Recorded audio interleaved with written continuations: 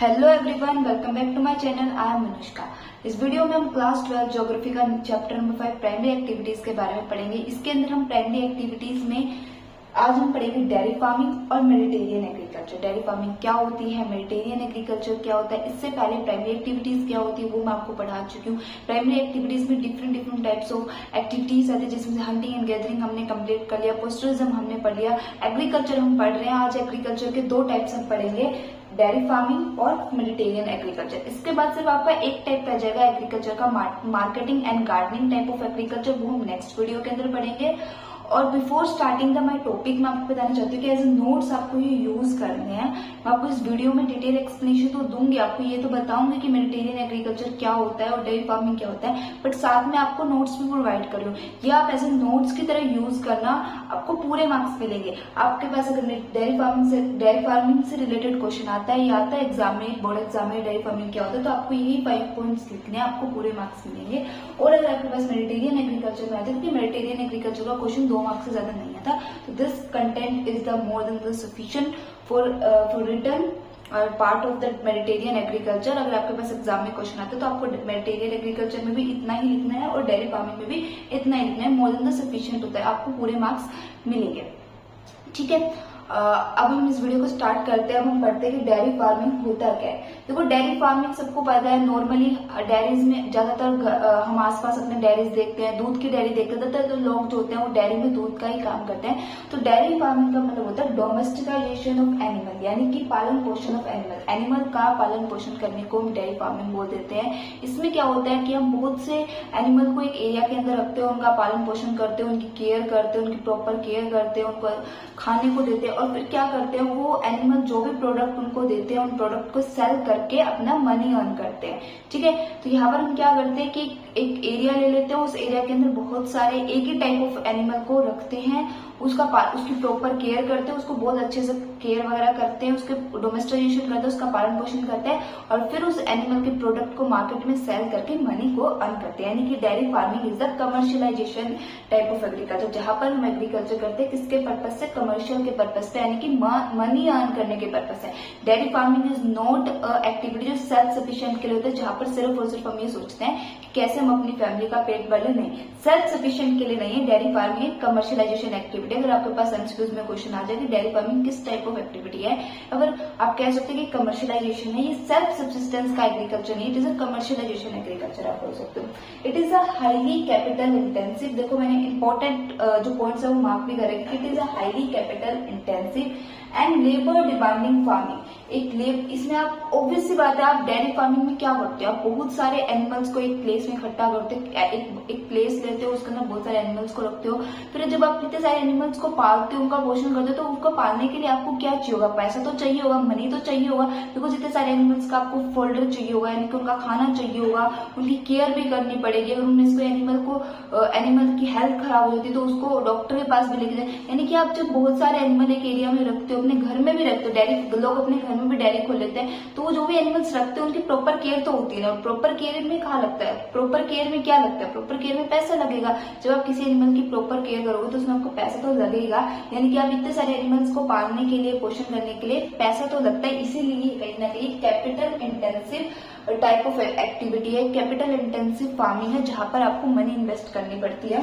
Labour demanding farming है, यहाँ पर लोग अपने क्योंकि इतने सारे एनिमल्स का पालन पोषण करने के लिए एक आदमी तो नहीं कर सकता, तो वो क्या करते हैं, लेबर को हायर कर लेते हैं, लेबर को मंथली बेसिस पे या फिर वीकली बेसिस पे अपना वेजेस प्रोवाइड कर देते हैं, लेबर भी रख लेते हैं, इसलिए एक लेबर डिमांडिंग फार्मिंग है। इसकी सबसे अच्छी बात क्या है और सबसे बेस्ट थिंग है, इसकी सबसे बड़ा एडवांटेज है डेयरी फार्मिंग का, कोई भी ऑफ सीजन नहीं होता है इसके अंदर। स्पेशली अगर मैं इंडिया में बात करूं, इसके अंदर इंडिया में तो बात करूं तो इंडिया में तो इसका कभी कोई ऑफ सीजन नहीं होता, और वर्ल्ड में भी कहीं ऑफ सीजन होता ही नहीं। देखो, अगर आप जैसे मैं आपसे एग्जाम्पल देती हूँ, कोरोना के टाइम पर जब कोरोना आया था, जब 2020 में जब सारी दुनिया कोरोना को फेस करी थी, उस टाइम पर सब टाइप ऑफ बिजनेस बंद हो गए थे, लोगों की कंपनीज बंद हो गई, हर तरह का बिजनेस बंद हो गया था। पर क्या दूध का बिजनेस बंद हुआ था?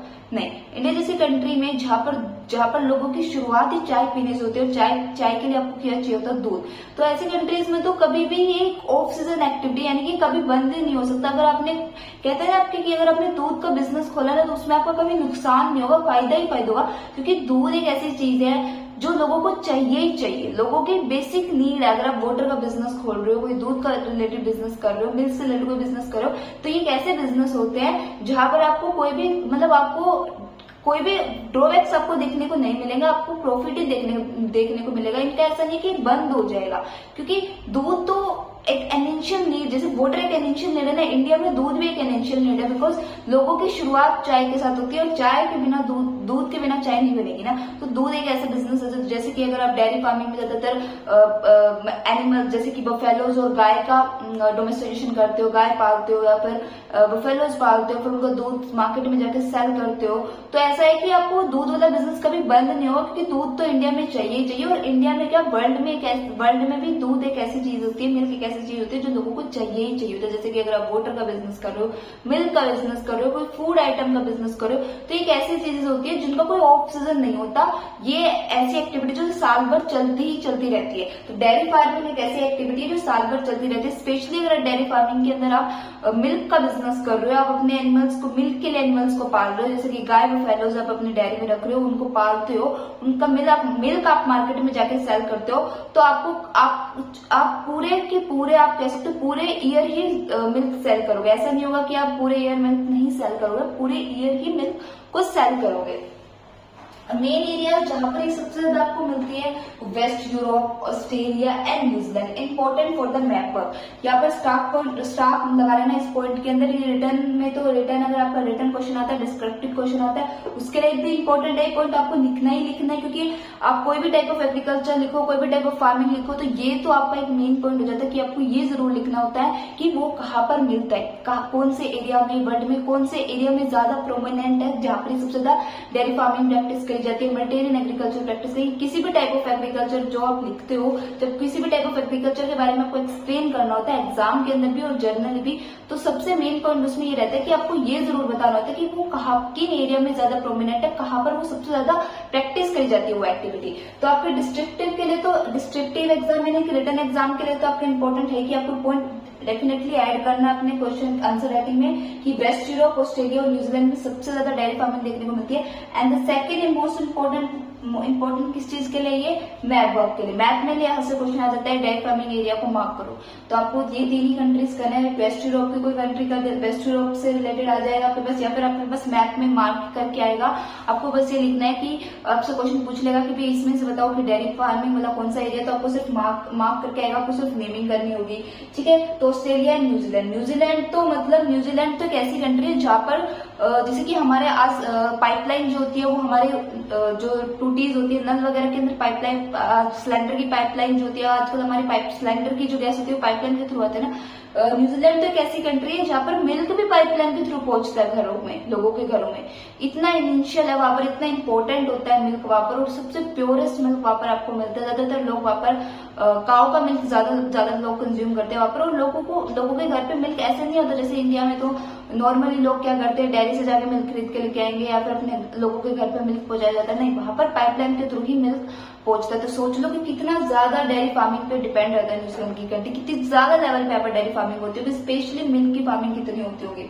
All animals are kept at one place, मैंने कहा ना कि सारे एनिमल्स को एक ही प्लेस पे रखा जाता है।